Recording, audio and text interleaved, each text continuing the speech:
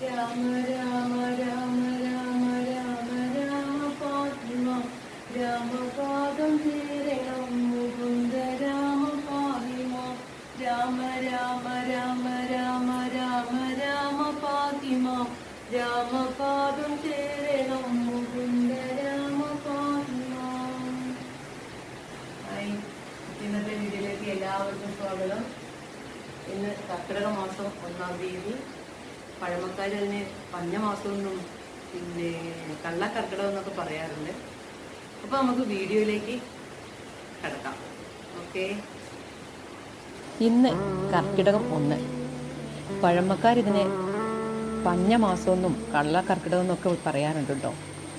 ശ്രീ പാർവതിയെ കുടിയിരുത്താനായി വീട് അടിച്ചു തുടച്ച് പരിസരമെല്ലാം നമ്മൾ വൃത്തിയാക്കി പിന്നീട് നമ്മൾ സ്വയം ശുദ്ധി വരുത്തി ആവണിപ്പലകയിൽ ദിക്കും ദിശയും ഭസ്മത്താൽ വരച്ച് ഇന്ദ്രൻ, അഗ്നി, പിതൃപതി, നിരുർതി, വരുണൻ, മരുത്ത്, കുബേരൻ, ഈശൻ എന്നീ അഷ്ടദിക് പാലകരെയും കുടിയിരുത്തി അതിൻ്റെ മധ്യഭാഗത്തായി ഐശ്വര്യത്തിനും സമ്പൽ സമൃദ്ധിക്കും വേണ്ടി ശ്രീ പാർവതിയെ കുടിയിരുത്തി കിണ്ടിയും വിളക്കും കളഭവും ദശപുഷ്പവും വെച്ച ശേഷം ചേഷ്ട ഭഗവതിയെ പുറത്താക്കി വിളക്ക് കൊളുത്തി നേദ്യം വെച്ച് പ്രാർത്ഥന തുടങ്ങുന്നതോടുകൂടി നമ്മളെ പുണ്യമാസമായ രാമായണ മാസം ആരംഭിക്കുകയായി.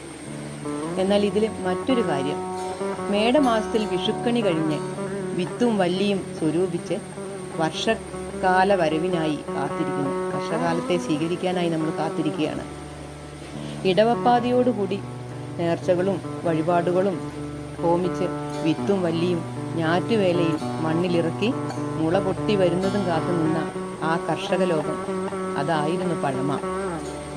ഇങ്ങനെ മുളച്ചു പൊന്തിയ കാർഷിക വിളകൾ പ്രകൃതിക്ഷോഭത്താൽ നശിക്കാതെ കാത്തുകൊള്ളാനും ചിങ്ങം വരുമ്പോഴേക്കും പുഷ്ടിയോടെ വളരാനും വരും മാസങ്ങളിൽ വിളവെടുക്കാനും ഉള്ളൊരു കാത്തിരിപ്പാണ് കർക്കിടകം.